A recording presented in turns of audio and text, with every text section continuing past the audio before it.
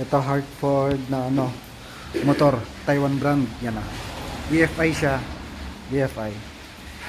Ito parang big bike ang feature ng ng wirings. Meron siyang tip over sensor or tilt over sensor, mga ganun. Pagka nag-crash siya, magiging ganyan, tawag dito, matutumba ng ganyan, automatic, di mo na ito mapapaandar, di mo ito mapapaandar. Isa to sa magandang feature ng mga bikes dito.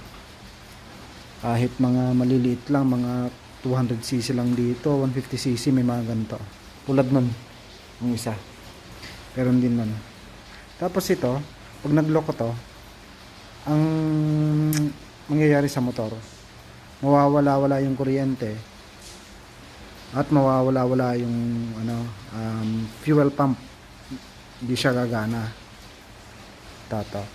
Tapos madalas pagkamalan,